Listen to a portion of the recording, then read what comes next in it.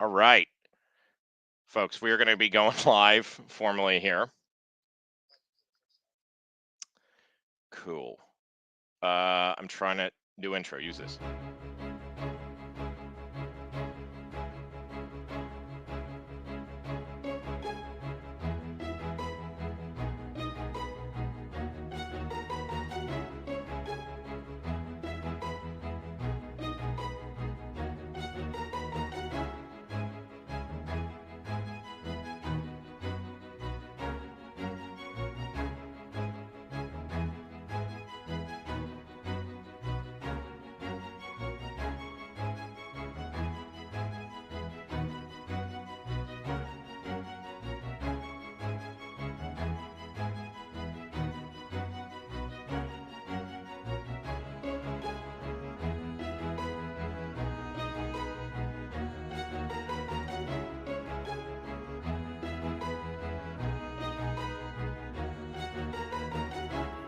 Welcome to episode 8 of Generosity Experience Live.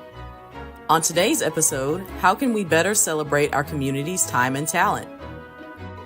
And now, here's your host, Tim Sarrantonio.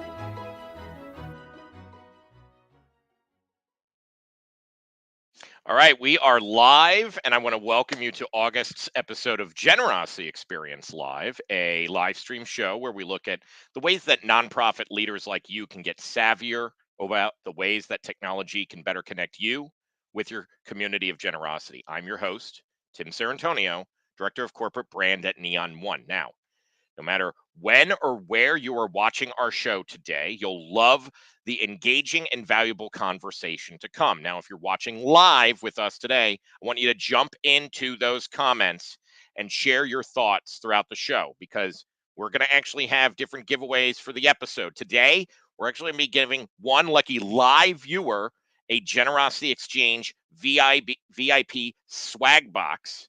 That includes a fancy robe and some other goodies. I want to thank my collaborator, Olga Washinsky-Waltman, for helping me in designing this year's box, and we think you're going to love it. We also have some other special surprises relating to our guests today. So we're going to be joined by both Floyd Jones and Didi Delgado in just a moment. But first, here's the big number.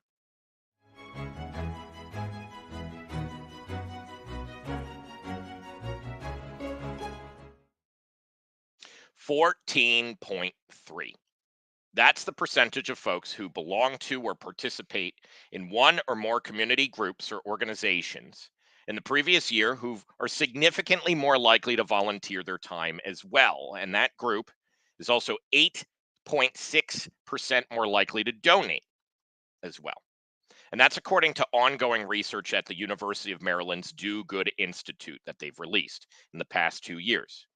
Now, this report is entitled Social Connectedness and Generosity.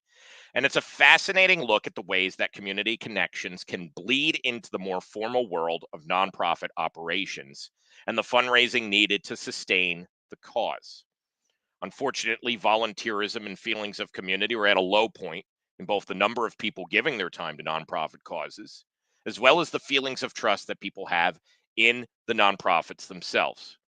It isn't that people don't come together in community. In fact, the focus of today's episode isn't going to be on traditional volunteerism, but instead on how different communities are approaching building their vision of connection and trust. We're hearing the word community get thrown around a lot lately, and I've continued to evolve my personal understanding of what that means to the work that we're all doing in the nonprofit sector. The reality is that community may actually come easier outside of work than within it. For something that we spend so much time and energy on, work can be a drag. And it can be hard to make friends or mentors. The average tenure of a nonprofit professional is about 18 months. And we've long had discussions, even on this show, about leadership transitions that many organizations are going to see as their founders choose or are forced to retire. Now, where does one have these conversations in a space where they can feel safe and secure? Sure.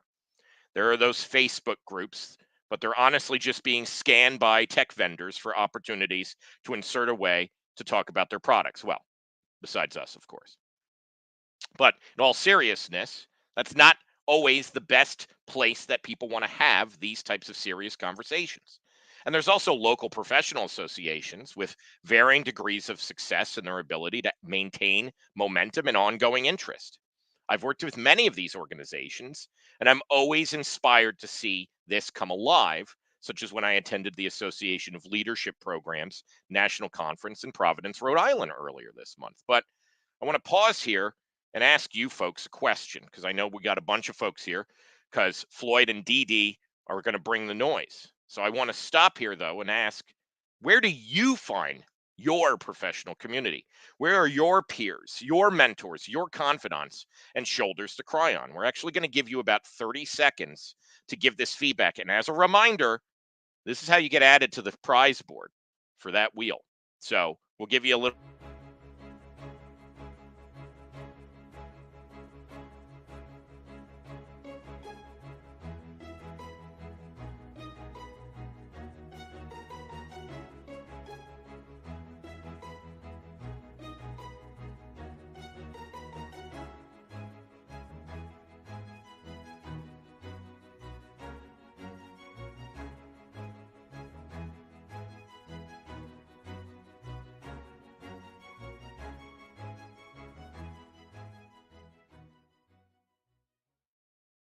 Folks saying peers and connections, LinkedIn and conferences. So welcome. Okay. Looks like we're at least partially in the right place for some folks. So we're going to keep paying attention to those. And as you can see, we love highlighting our community who's joining us here.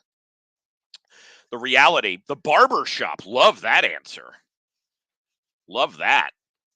The reality is that we have a very large sector and a very weak ecosystem as a whole for professional support networks. And the unfortunate reality is that this may be the case for many of us, but certain populations are going to have added stress and barriers to success than others due to social inequalities and biases.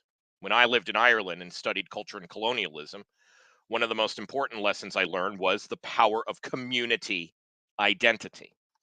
When individuals have a strong sense of who they are culturally, it can lead to powerful ideas. And that's why it's important for people in the nonprofit sector to have a deeper understanding of who you are and what you makes you different than a for-profit business. And there's also well-documented research that demonstrates that our civic society's very fabric of being is tightly intertwined with the nonprofit's health and being. If we succeed in creating a more equitable and abundance mindset focused on a world for ourselves and beyond, there's a very good chance that we can help make the world look like that on an everyday basis. This is why this show is a celebration of community today.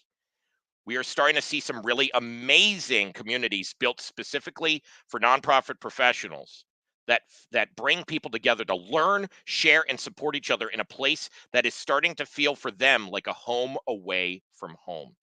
In many ways, this is something that's been long overdue. That's why I'm excited to talk about many different things with you today. But just earlier this month, we had the honor of producing the Giving Black Conference, a celebration of Black philanthropy, drawing on the tradition of generosity and among continental Africans and Africa's global diaspora in the Caribbean, Europe, and the Americas, and the UK, and across the world. My producer, Chris Strub, and I watched with excitement as hundreds of folks gathered to enjoy a premium learning experience that was centered on building community. We were so honored to have worked with Mide Akarawusi and the Giving Black team on this. And this is going to be something that people are going to remember for a long time to come. But one of the individuals who was part of that event is today's guest for a very special episode of Generosity Experience Live. I've come to know Floyd Jones in a few different ways. And one of those that I'm most proud of is friend. And I'm also thrilled that he's brought us a special guest that helped make Black Philanthropy Month something that's more than just an idea, but connected to that very fabric of civic society itself. Having Dee Dee Delgado join us with Floyd in the back half of today's episode is something that I am extraordinarily excited about. Now, we're going to be joined by Floyd after a quick message about this month's giveaway. During today's episode, one lucky live viewer will win a Generosity Exchange 2024 VIP swag box. Our signature industry-wide event returns for year number 5 this October 16th and 17th, and today's winner will be able to celebrate in style with a foam finger, stickers, and the most comfortable robe in the nonprofit world. Make sure you comment during this live broadcast for a chance to win the box. Today's winner will be announced at the end of the show.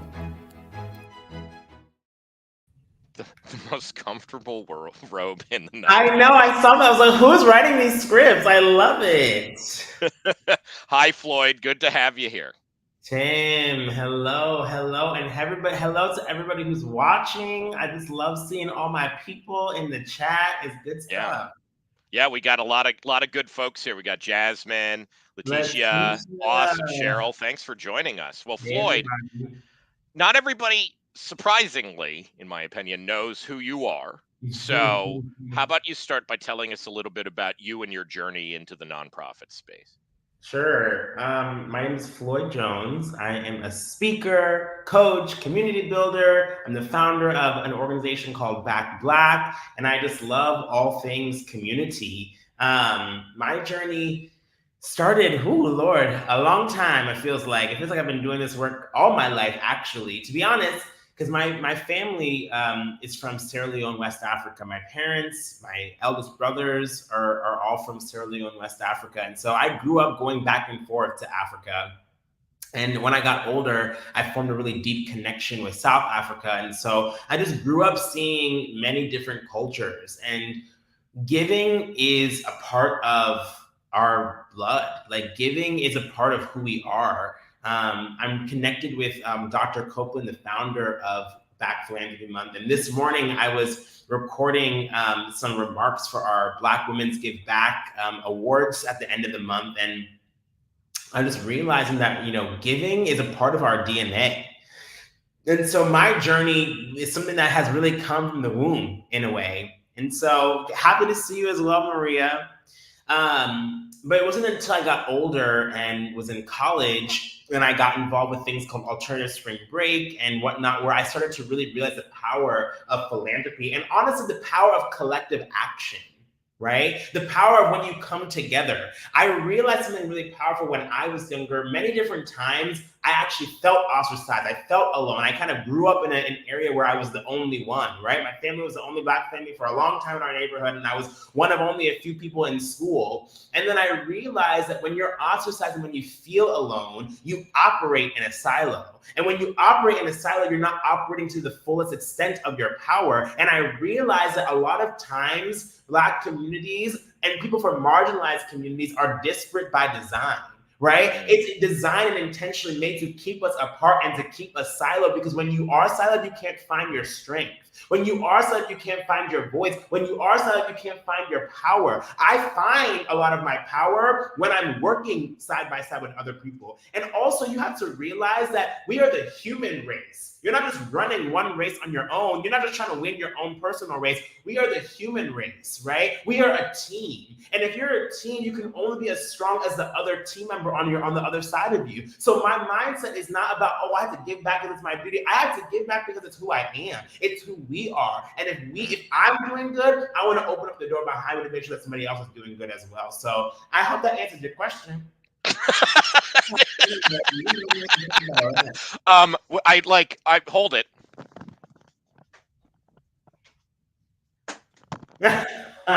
So, okay, now that we're done with the episode, because I think you just solved everything, but the reality is that what's been so fascinating to watch on a personal basis, Floyd, is that extremely quick evolution into a leadership role. Like, I had the pleasure of watching Floyd, folks.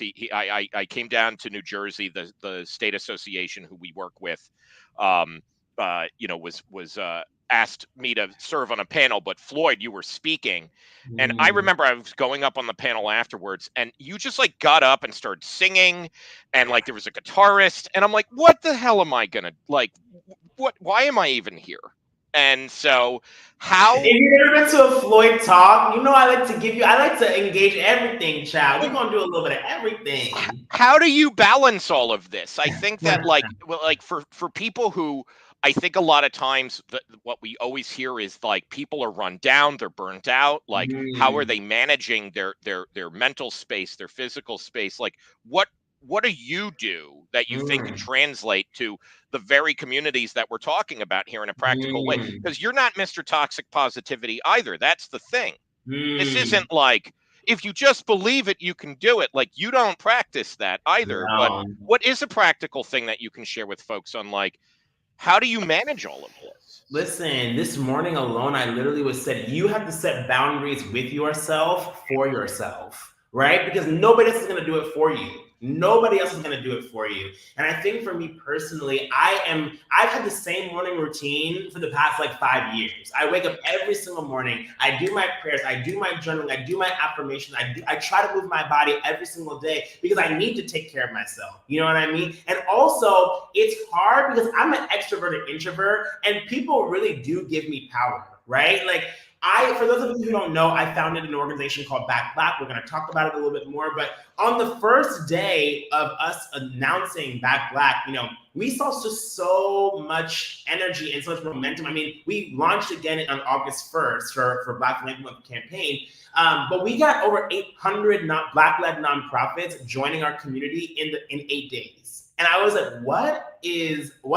Like, it was crazy to witness. It was crazy to see all of the energy. It was crazy to see and so that kept me going. But after a while, I realized, and I said this before in another talk, and I'm going to say it again. You can't wait until you break before you take a break.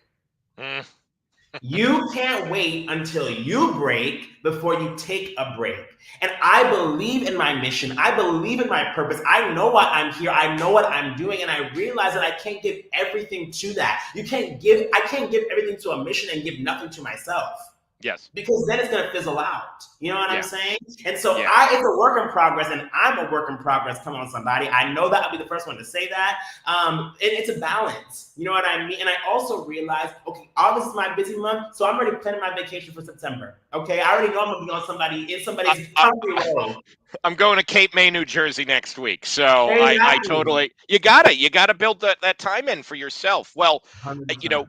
we have a few minutes before we bring Dee Dee on. I'm excited for them to join us. But let's kind of lay a bit of a foundation where we're kind of leading the conversation. Tell us about, you've mentioned it. We've mentioned it a few times, BackBlack. We're gonna include some links as well. BackBlack, a work in progress, but gosh, a beautiful work of progress. So why don't you tell us about that? Yes, BackBlack is an initiative that exists to build capacity, build awareness, and enhance capacity for Black-led and Black-benefiting nonprofit organizations. I mean, a lot of what people know, the troubling stats against organizations, right? Black-led nonprofits only receive 1% to 2% of funding globally, right? The net assets of Black-led nonprofits are 76% lower than a white-led organization doing very similar work. We see that the odds are oftentimes stacked against us. And you know what? One thing I'll say is I have been in the rooms where I have seen Black-led nonprofits pass up for funding because, we don't know who they are. I have spoken and heard from board members who say, well, we can only donate to nonprofits if we know the other board members or if we know somebody sitting on their board. And I'm like, well, if you only go and talk to people who look like you, sound like you, hang out where you hang out with, your children all know each other, how are you going to find the people in the marginalized communities? How are you going to find the people who aren't in your circle? How are you going to find people who don't know somebody who's on your board, right? And so BackBlack exists to break down those barriers and to break down those walls and open up and create space and say, hey, I see you in the trenches. I see you in your community, and we're going to mobilize those funds. We're going to help bring in new donors. We're going to help bring in new awareness so that way you can strive and be on the same playing field that everyone else is. I mean, obviously people can feel your passion just oozing through the screen, but what's also critical here and how you've positioned everything is you and your team have been so smart in the network that you've been doing, and we're dropping some of the links on the impact fund in particular. That's something that we're thrilled to be partnering with you on. We're thrilled to be talking about with you on the work that you're doing around the data. I'm excited about the data in particular and how that, like, we're only seeing the beginning of this movement, but even when you go to the website, folks, and I don't, and especially for folks who look like me. Please Mm. learn, go look, go click, see the reality here too. And Mm. so I think that like we're going to learn more about it. We have a great video that we're going to queue up to. We're going to have a great guest that's also going to join me and Floyd. We're going to break protocol a little bit. It's only been driving our producer Chris a little nuts. Not really, but we're going to bring Dee Dee on in just a moment. Floyd, I'm so excited to have you here. We're going to continue this conversation in just a moment. Let's do it. Are you signed up for our newsletter? Get the latest resources and tips, nonprofit news, and upcoming events for nonprofits and social good organizations sent right to your inbox. Make sure you get the September edition by signing up now at neon1.com/newsletter. Registration is now open for Generosity Exchange 2024. Generosity Exchange is a 2-day virtual event designed to connect Neon One customers, nonprofit professionals, and social good industry thought leaders, and we want you to be there. Register now for free at neon1.com/GX.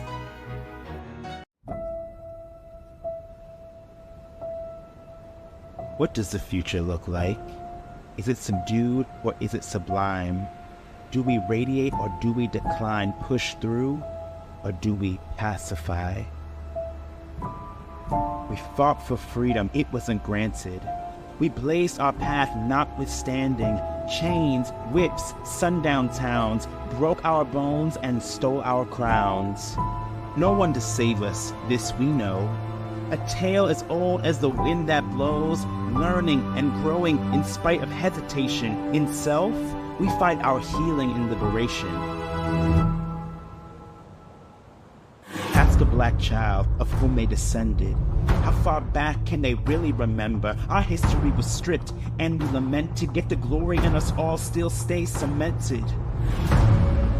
Pay me in homage, in dollars, in equity. Pay your respects, cause I come from royalty. Sunlight, water, good soil, and a seed. A bountiful harvest is what we will receive.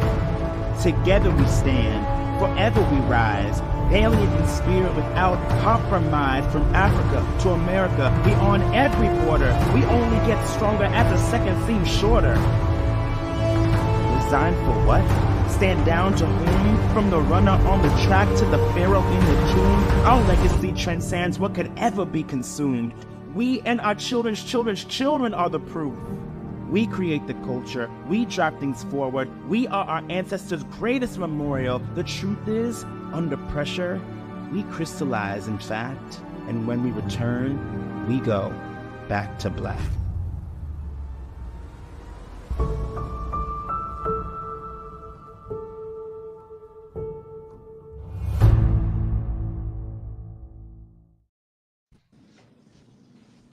Whoa. I mean, I've seen it, but like it's really kind of like sit with people and watch that too. But very cool.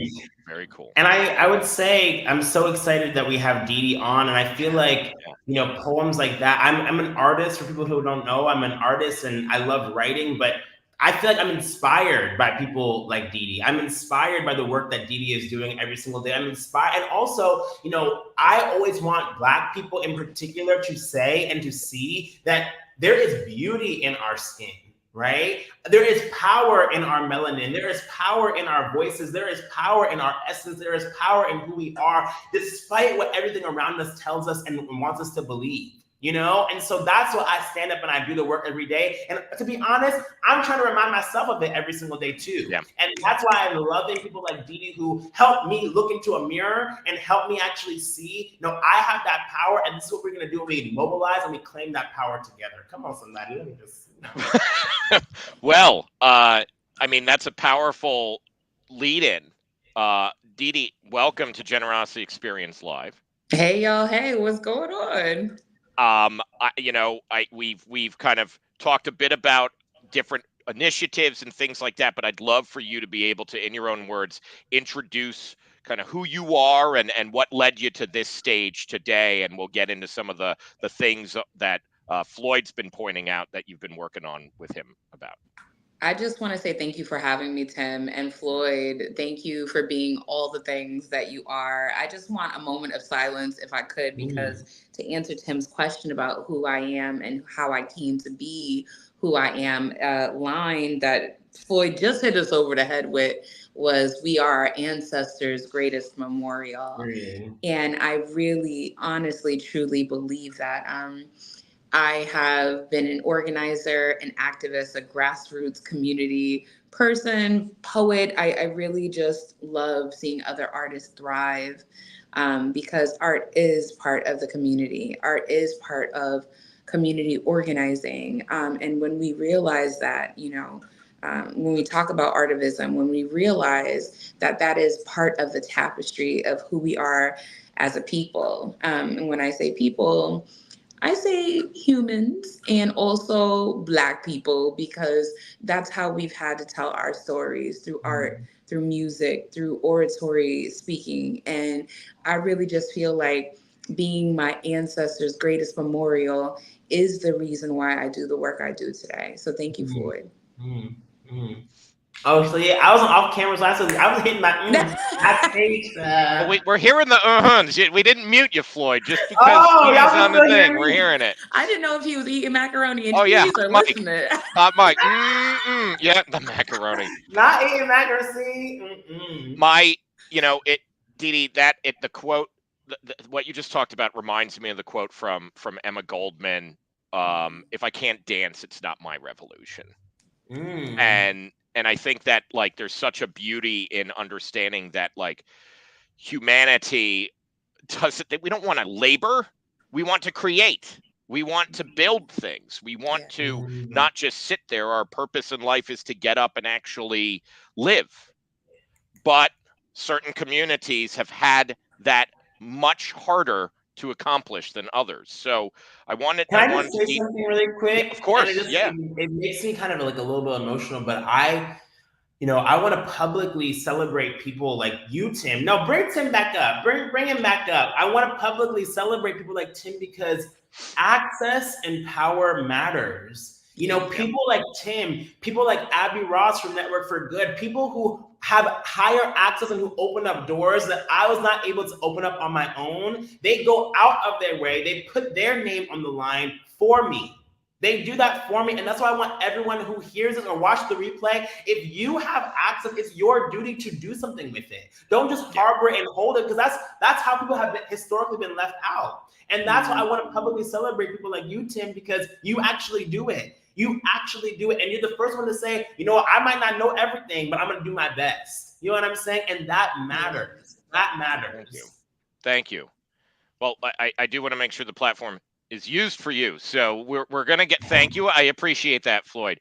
But I do want to focus on, how did you two get connected, actually? Like, I want to start to unpack the story that we're leading to, because there's something really extraordinary that you brought up that happened with Boston and proclamations and that civic engagement. Like, I want to lead us toward that story in the next few minutes. How did you all get connected? How do you know each other? You want me to answer that, or are you, Dee? Yeah, I feel like I want you to answer that, Floyd, because I forget. There was probably some We've been things connected for that a while. happened. So as you all know, I've been living and doing a lot of these giveaways. And so one of the first giveaways that I did for Black Philanthropy Month, Dee Dee applied, and I remember just being completely blown away. And I was like, I don't know who this person is, but you're doing it. And if y'all don't follow Dee Dee online, I don't know if you can drop in the chat, but Dee Dee is also an influencer, an artist, a speaker. People know all the things. Before it was Restore National, and before you were doing all this advocacy work, it was the Dee Dee Delgado experience, okay? Period. Okay, because they got to experience it. And I was immediately captivated. I mean, it is Generosity Experience Live. We like our experiences. Exactly. Here, so. Come on. And I remember you launched the campaign. Was it 40 acres in a school? That's what you called it? It was 40 acres in a school first, and then we did Rent for Moms, and we were Rent outside. Exactly. If you thought we was going to be inside, we were outside. Outside. We were fundraising. You were mobilizing. And yes. I was just so captivated by how you were able to just raise, hundreds of thousands of dollars so quickly by truly mobilizing your community, right? And like, yes, I'm a fundraiser, but I realized I'm a community builder, and fundraising is a form of building community. But when I saw you do it so grassroots, you literally are just going live on your social media and people are donating and getting all these different things. And I'm like, there is something different and special and powerful here. And whatever it is, I want to be a part of your world. I always tell you, but I'm just like, I'm here to just give all the flowers because you deserve every one of them. Thank you. Thank you. I just think about that time period now that you've rattled my skull. And with your help, with the platform's help at the time, we were able to raise $180,000 very, very quickly. And I think having teams mobilized, for me, community is about accountability. You cannot have a community without accountability. You could have communities, but if there's an absence of individual and collective accountability, even if one of those things isn't present, your communities are often going to be fractured and siloed. And so for me, I could be all of those things Floyd mentioned. I could be an artist. I'm a performance artist. I've spoken in Abu Dhabi, for culture summits, but that's an individual thing. My responsibility is to my community because my community has always shown up and been responsible for me, and that's what makes my world tick. So yeah, kind of the core reason we host this show and talk about things, when we talk about what's called the generosity experience, it's actually that zone of trust, and the part that is hurting us is the technology's amplifying the bad. It's amplifying that siloed element. And so we have so much possibility at our fingertips, and yet everything has been designed almost around the money, not the community. And so I think that's just a really fascinating call out too, to go, no, we need to start to break these things down, not only, yes, with the technology, but we got to start with each other. So, okay, let's talk about one of the things that absolutely fascinates me as somebody who was married in the New Bedford Whaling Museum, has a lot of friends in Boston, knows Boston's deep history, problematic history with race. You folks were able to help facilitate the city of Boston. Dee Dee, you were able to facilitate the city of Boston declaring the month of August as Black Philanthropy Month. So yes, we're talking about money, but these are these actual things that have tangible translation into government infrastructure and all this type of stuff. Can you walk us a bit how that happened? And I'm going to be honest, why Boston of all places? So I'm born and raised in Boston, Dorchester, awesome. Roxbury, Mattapan. That's my stomping ground. And also too, I've lived in New Bedford, I've lived in Attleboro, I've lived in Fall River. So I'm very Massachusetts through and through. So let's not do that. Linguiça pizza. Love linguiça pizza. Okay. Gas bars. Let's go to gas bars. And so I think about, when you ask that question, why Boston? First of all, Boston is very close to my heart. We already know that Boston has a very sordid history with race. I wrote a Huffington Post article that said banning one racist Red Sox fan doesn't make Boston not racist. Think Charles Stewart. Think of the reason why the person was banned in the first place. Shout out to Kenyan singer Mercy Mungai, because they really tried to obscure her as the reason why there was racism in the first place. I think the proclamation is really important because Boston, Massachusetts, the United States, colonialism. I mean, hello, I can go on forever. They owe Black people especially equity, acknowledgement, and an apology. And so when I saw that Floyd was working alongside Dr. Jackie Copeland, I was working for another Black-led nonprofit. And I was like, we can use this and we can, pivot it. And we did it in Connecticut. And I was like, I think about my own collective. I'm like, my community is in Massachusetts, so I'm going to do it here too. And with Floyd's help, he helped me with a toolkit. I was able to petition Governor Mora and Governor Healy and just say, hey, at some point, maybe they didn't even read it. I really hope that she comes through and say, you know what, Dee Dee Delgado, you're right. And I think that that's what the proclamation is. It's a tool. And I really think that we can utilize it to bring awareness within legislature, within communities, like Floyd was saying, that don't talk about this, because my organization, Restore National, has a $250,000 budget. It's beneath them, and that's actually where the work is. There are organizations that have a budget of $30,000, Mm-hmm. right? And so, how are you not funding people closest to the community, especially if they're a part of the community? Yeah. So, I got a In fact, the question. majority of the Black-led nonprofits have budgets under $30,000. Let that sink in. You know what I'm saying? But these are the people who are the most proximate to the problems, who are most proximate to the causes, and that's why we're doing what we're doing. So that way, you have to see it. You know what I mean? That's why I will go live and I will be on social and I will be doing all the things that I need to do, because I'm like, you ain't gonna ignore me. You can ignore other things, you can hide your eye, but you ain't gonna ignore me. Come on, somebody, and you see the ring light. Man, Right. Not a ring light. come on, let it shine. So, what's next? Let's end on that. What's next? I feel like for us at Restore National, I love that you were talking about Tim having, this online silo. We've had that for a while. It's called the White Labor Collective, where white folks can do the education, where they can participate in repertory behavior, whether it's helping someone pay a light bill, helping someone, finish school, what have you. But we've actually expanded, and Floyd has lit a new fire under my pot, so to speak.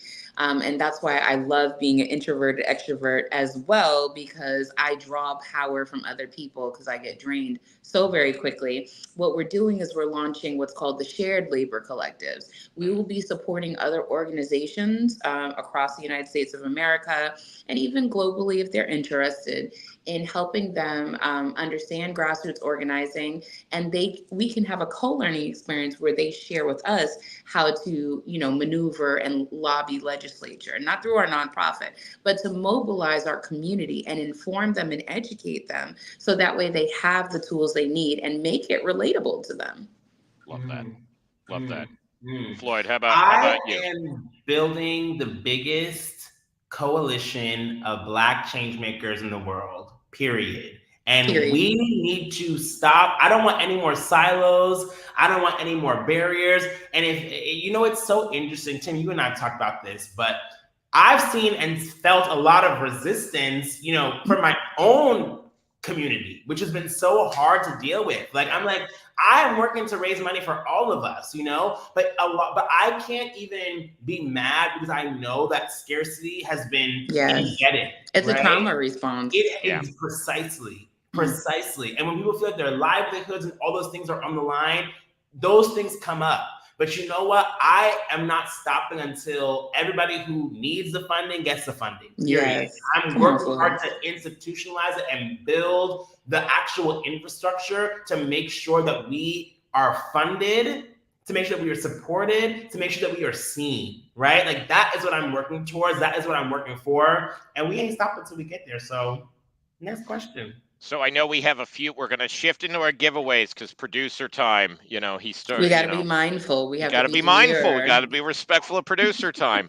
I want to pop up the BackBlack movement website again. Specifically, that'll get you to the Impact Fund. Obviously, you can go to the main website and find it, but this is the Impact Fund. There's a host of opportunities. Neon One in this show is just one of them. So I want to spotlight that. Yes. If you're a Black-led organization, please visit that. Anything else to say on this resource? Just want to say thank you to Neon One. They're doing a $500 matching gift, so please make sure you apply. All donations are going to be made in the next 2 weeks. You have to apply by August 31st because we are tracking that data, child. So make sure you get in. You gotta get going. You gotta get going. Exactly. But y'all, we have over $100,000 in resources and funding available. So please make sure you check it out. Dee is one of the people taking advantage of stuff as well. So it's active, y'all. And we are giving it all away. It comes in and it goes out. So make sure you take advantage of it, okay? And last thing I'll say is we participate in trust-based philanthropy. So there's no application. You don't have to report on any of this. We trust you. If you're doing the work, we trust you. So make sure you apply, okay? Love it. Please do. Now, I also believe we have a robe to give away. Oh. A robe? Y'all better come on with this wheel. Okay. Are you going to put the wheel up? What are you doing? We got the wheel. Okay. And isn't this the swag pack? It is. Yeah, so there's a swag thing. Chris, are you going to come on? I can, sure. Hello. Yeah. Okay, great. So we have this nice robe. I have an example of it back here. Absolutely hard to see. We also have special made stickers. There's a #1 foam finger. So somebody, let's spin that wheel. We got a lot of engagement today. So who's it going to be? Oh, I'm so excited. Oh my God. What's happening here? Only the people who are online now? This is just the people who've engaged with the show. That's what we typically do, is the comments. I thought some of my friends engaged. I don't see their name on here. Well, they didn't speak up, Floyd. I'm sorry. But Jasmine, come on down. I know. I wish that we could. How do they get in contact? Well, let me stop. What? Who am I missing on the wheel? Yeah, who did you want on there? Doesn't matter. It doesn't even matter. Floyd, there'll be other spin wheels, okay? Jasmine, we're gonna be in touch. We're gonna give you a little URL. Hey-o. There you go. See? Yeah, there you go. Now there's other opportunities to win more robes. There's more. Gotta stay in the loop. Got to stay in the loop. So, and of course, again, for the Black-led organizations and Black benefiting organizations, definitely go to BackBlack. I'm going to be specifically I know who's all here, so if you apply, we're going to be able to check you out and make that $500 contribution. Okay? Yes, please. Thank you. Awesome. Thank you, folks. We're going to see you next time. We got a fun episode coming up in September, a little bit more grants focused next time. But Floyd, Dee Dee, thank you so much for joining us, and we'll see you next month. Join us for episode 9 of Generosity Experience Live on Thursday, September 26th, as we answer the question, how can nonprofits build a foundation of support? Our guests will be Jessica Johnson, Director of Customer Support at Neon One, and Shalia Phillips, Founder and Principal Consultant of SMP Nonprofit Consulting. Follow the link in the comments and click Attending to be reminded as the show approaches. Registration is now open for Generosity Exchange 2024. Generosity Exchange is a 2-day virtual event designed to connect Neon One customers, nonprofit professionals, and social good industry thought leaders, and we want you to be there. Register now for free at neon1.com/GX.